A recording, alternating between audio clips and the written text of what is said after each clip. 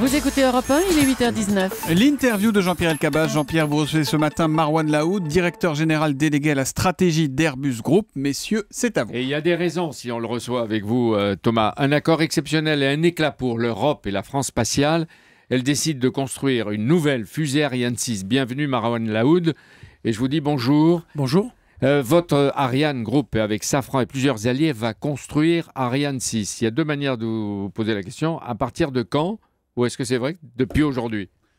Depuis ce matin, la société industrielle qui construira, qui aura la responsabilité d'Ariane 6, existe. Depuis ce matin, 4h40, les équipes ont travaillé depuis plusieurs jours, toute la nuit, toute la journée. Nous y sommes, nous sommes prêts. Nous répondons à la conférence des ministres qui a lancé la fusée, lancé le programme de fusée. Nous sommes prêts pour démarrer les travaux.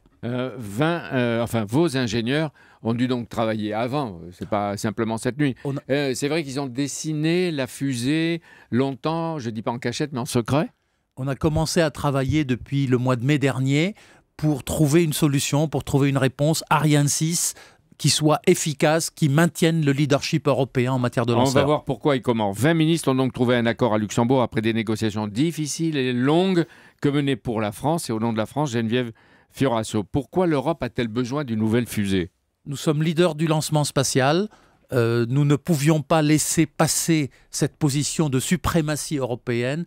Nous ne pouvions pas laisser la concurrence prendre sur nos parts, sur notre rôle en Europe. C'est-à-dire qu'il fallait faire face à la concurrence d'abord de l'Inde, de la Chine, c'est-à-dire de l'Asie, peut-être du Japon, et surtout, d'après ce que j'ai lu, d'un Américain, Elon Musk, qui lui est un privé, qui est venu de la Silicon Valley, qui a enchaîné les lancements de satellites commerciaux avec des tarifs qui vous ont agressé et des tarifs low cost.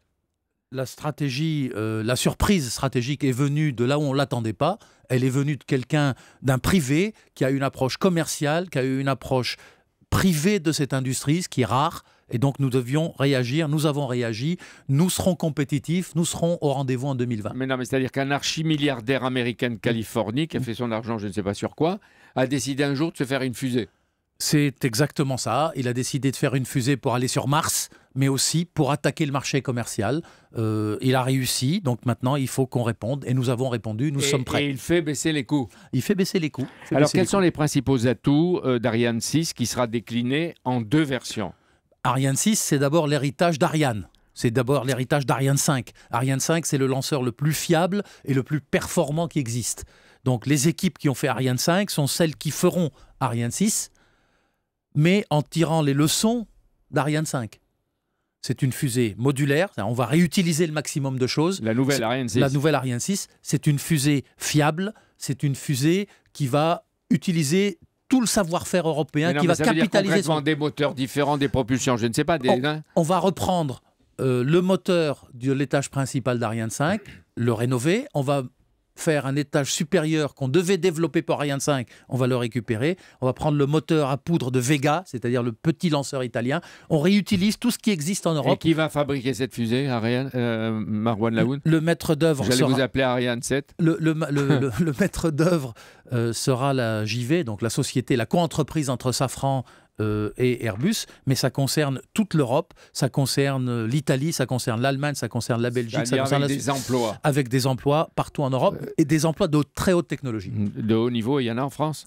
Il y a énormément. Chez nous, on est plus de 3000 personnes dans le groupe, 3000 ingénieurs de très haut niveau. Mais j'ai envie de poser plusieurs questions. Le marché des satellites, aujourd'hui, il est en pleine croissance.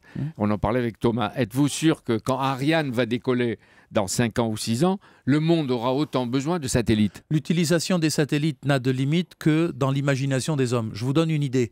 On coupe les satellites pour une journée. Oui, qu'est-ce qui se passe ? Eh bien, il n'y a plus de télé, il n'y a plus de radio, il n'y a plus de téléphone, il n'y a plus de météo.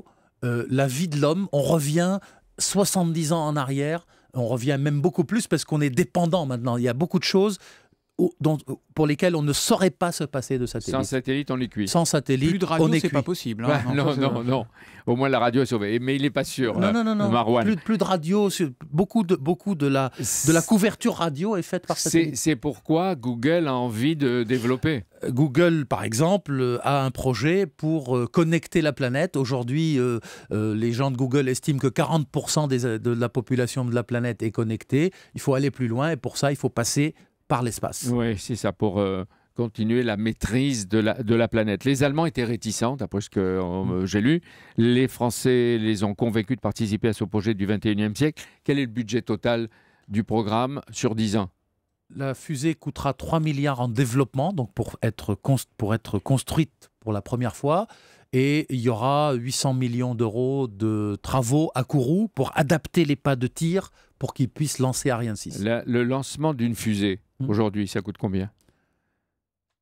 120, 130 millions d'euros. Oui, c'est un tir et puis c'est fini. Absolument. Et aujourd'hui, ça va être moins cher. En fait, aujourd'hui, en 2020. L'objectif, il y a 2 versions d'Ariane 6, 62, 64. 62, c'est 70 millions d'euros. 64, c'est 90 millions d'euros. C'est-à-dire que ça va coûter moins cher, ça sera plus compétitif. Ça sera compétitif pour le marché. Et avec une telle fusée, vous allez lancer 1, 2, 3 satellites, je ne sais pas, ça coûte, mais est-ce que ça rapporte? Et à qui ça rapporte, Marouane Laoud? Bien entendu, Elon Musk, je le cite, a démontré que le lancement de satellites, le marché des lanceurs était un business, était un marché dans lequel il y a du retour. Le retour, c'est à la fois pour les opérateurs, parce qu'il faut qu'ils mettent leurs satellites en l'air, mais c'est aussi un retour pour toute l'industrie. Pour rester dans la course vers l'espace et ne pas perdre sa suprématie actuelle, l'Europe va développer des ambitions spatiales. Mais est-ce qu'elle a les moyens? Est-ce que, par exemple, M. Juncker va donner sur ses investissements un peu de sous? Il va casser sa tirelire? Ce n'est pas prévu dans le plan d'investissement de M. Juncker, mais l'Europe, bien entendu, a les moyens. Ce que l'Europe a surtout, c'est les moyens humains, les compétences, le niveau de compétences, la technologie accumulée en Europe, les ingénieurs. On a les meilleurs ingénieurs de la planète. C'est pas du cocorico, là? Non, pas du tout. Regardez Rosetta. Regardez Rosetta, on en parlait il y a pas si longtemps. Les Européens ont développé pendant 50 ans une compétence spatiale unique. C'est pourquoi vous m'avez dit, Marouane Laoud, que la naissance d'Ariane 6, c'est un premier pas, beaucoup reste à faire. Il va y en avoir beaucoup d'autres. Lesquels?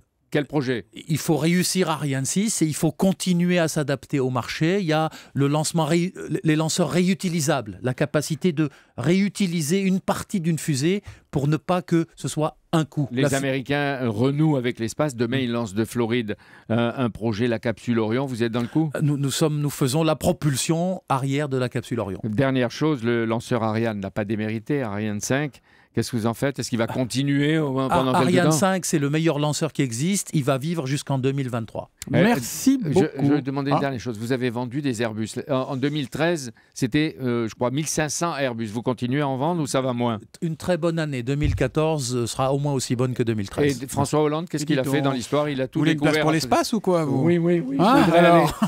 Le gouvernement français, le président, Geneviève Fioraso ont soutenu et grâce à eux, nous sommes là où nous sommes aujourd'hui. Cette fois, nous sommes au bout. Merci Marouane Laoud d'être venu en direct sur Europe 1 ce matin. Merci Jean-Pierre. Vous retrouve évidemment demain à 8h20.